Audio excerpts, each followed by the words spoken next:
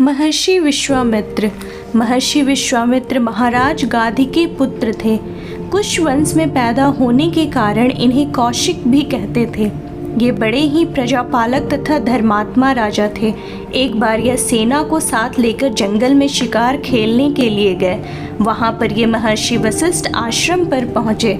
महर्षि वशिष्ठ ने इनसे इनकी तथा राज्य की कुशल क्षेम पूछी और सेना सहित आतिथ्य सत्कार स्वीकार करने की प्रार्थना की। विश्वामित्र ने कहा, भगवान, हमारे साथ लाखों सैनिक हैं।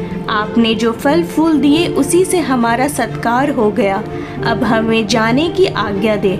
महर्षि वशिष्ठ ने उनसे बार बार पुनः आतिथ्य स्वीकार करने का आग्रह किया।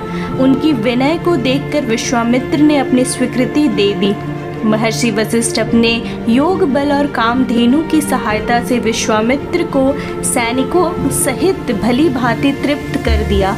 कामधेनु के विलक्षण प्रभाव से विश्वामित्र चकित हो गए। उन्होंने कामधेनु को देने के लिए महर्षि वशिष्ठ से प्रार्थना की। वशिष्ठ जी ने इस बात पर इनकार करने पर वो जबरन कामधेनु को अपने साथ ले जाने लगे। कामधेनु ने अपने प्रभाव से लाखों सैनिक पैदा किए। विश्वामित्र की सेना भाग गई और वो पराजित हो गए। इससे विश्वामित्र को बड़ी ग्लानि हुई। उन्होंने अपना राजपाट छोड़ दिया। वो जंगल में जाकर ब्रह्मा ऋषि होने के लिए कठोर तपस्या करने लगे। तपस्या करते हुए सबसे पहले मेनका अप्सरा के माध्यम से विश्वामित्र के जीवन में काम का विघ्न आया। ये सब कुछ छोड़कर मेनका के प्रेम में डूब गए। जब इन्हें होश आया तो इनके मन में पश्चाताप का उदय हुआ। यह पुनः कठोर तपस्या में लगे और सिद्ध हो गए। काम के बाद क्रोध ने भी विश्वामित्र को पराजित किया। राजा त्रिशंकु संदेह स्वर्ग जाना चाहते थे। यह प्रकृति के नियमों के विरुद्ध होने के कारण वशिष्ठ जी ने उनका कामनात्मक यज्ञ करना स्वीकार नहीं किया। विश्वामित्र के तप का तेज उस समय सर्वाधिक था। त्रिशंकु विश्वामित्र के पास गए। वशिष्ठ से पुराने वैरक को स्मरण करके विश्वामित्र ने उनका यज्ञ कराना स्वीकार कर लिया। सभी ऋषि इस यज्ञ में आए किंतु वशिष्ठ के 100 पुत्र नहीं आए।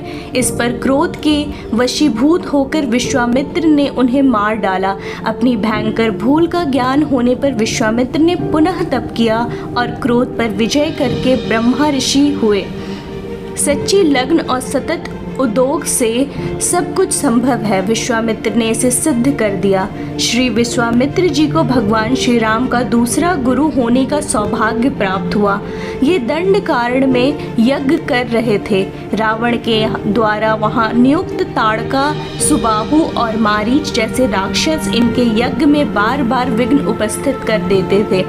विश्वामित्र जी ने अपने तपोबल से जान लिया कि त्रिलोक के भय से त्राण दिलाने वाले परब्रह्म श्री राम का अवतार अयोध्या में हो गया है। फिर ये अपनी यज्ञ रक्षा के लिए श्री राम को महाराज दशरथ से मांग ले आए। विश्वामित्र के यज्ञ की रक्षा हुई। इन्होंने भगवान श्री राम को अपनी विद्या प्रदान की और उनका मिथिला में श्री सीता जी से विवाह संपन्न कराया। महर्षि विश्वामित्र आजीवन पुरुषार्थ और तपस्या के मूर्तिमान प्रतीक रहे। सप्त ऋषि मंडल में ये आज भी विद्यमान हैं।